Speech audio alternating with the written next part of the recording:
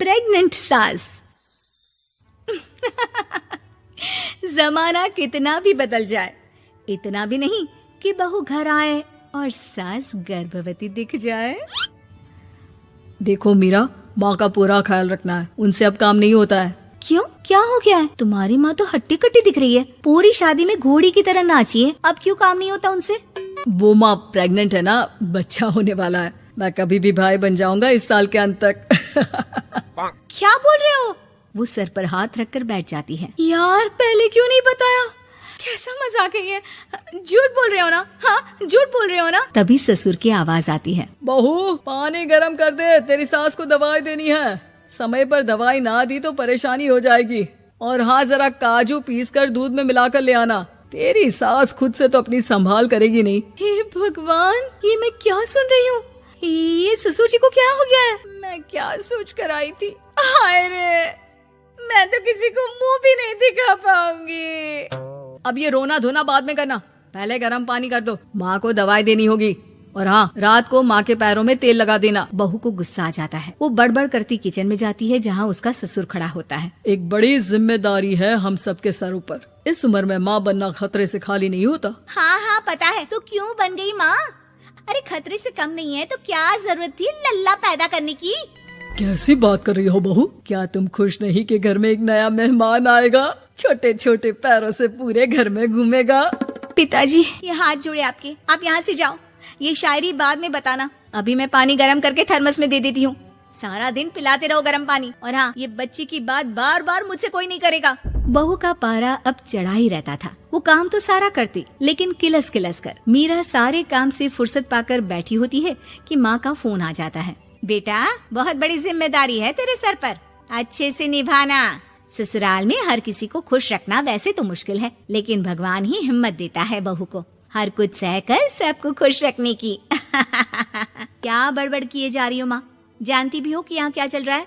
मेरी सास, अरे तेरी सास तो देवी है देवी। कितने खुश हो रहे थे सारे तेरी सूरत देख देख कर। पता नहीं जैसे बहू नहीं कोई मन मांगी मुराद मिल गई हो उन लोगों को। अरे बात तो पूरी सुनो। मन मांगी बुरा तो पूरी हुई है। अरे मेरी सास को बच्चा होने वाला है, प्रेग्नेंट है वो। क्या बकवास कर रही है मीरा? ये बात किसी को कहना मत। मुझे तो बता दिया, लेकिन अब अपनी जबान सिल ले। कहाँ है तेरी सास? बात तो करा मेरी। पूछू जरा, पोता पोती खिलाने की उम्र में खुद का बच्चा खिलाने का शौक कहाँ से आ गया? और आया भी तो बताना तो चाहिए था। अब क्या नाक कटाने के लिए हम लोगों से रिश्ता जोड़ा है? रुक, तेरे पापा से बात करती हूँ। मीरा फोन रखकर लेट जाती है। वो एक सपना देखती है कि उसकी गोद में एक बच्चा खेल रहा है। भाभी की गोद में कितना खुश दिख रहा है ना, लग ही नहीं रहा कि भाभी है। मैं तेरे लिए क्या लाया हूँ, सोने की बालियाँ। तेरी शादी में तो मैं बुढ़ा हो जाऊंगा ना। अरे कैसी बात कर रहा है बेटा, इसकी जिम्मेदारी तो तू ही लेगा। हम लोगों का तो कोई भरोसा नहीं, कब ऊपर वाला उठा ले। बहू को सास को देख देख कर गुस्सा आ रहा था। तभी वहाँ पड़ोसन आ जाती है। अरे बहू, तुझसे तो पूछने से भी डर लगता है कि कब खुशखबरी सुना रही है। अब तो अपनी 1 महीने की ननद की ही जिम्मेदारी संभाल ले, बहुत है।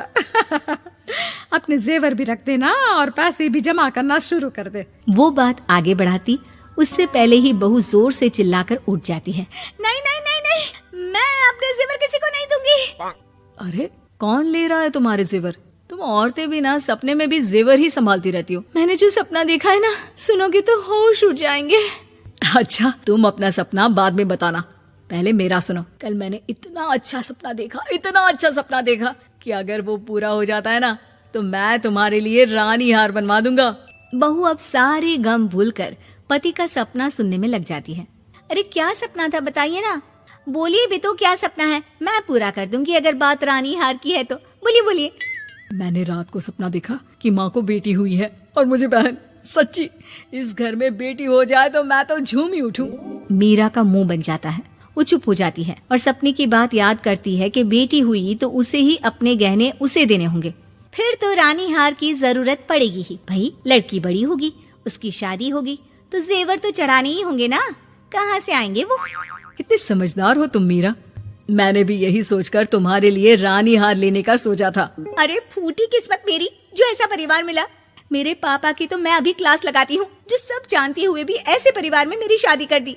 बहू पिता को फोन लगाने ही वाली होती है कि ससुर की फिर से आवाज आती है। बहू गरम पानी ले आ जल्दी, थर्मस में खत्म हो गया है। बाद में खबर लेती हूँ मैं पापा की, पहले सास को गर्म पानी दिया हूँ।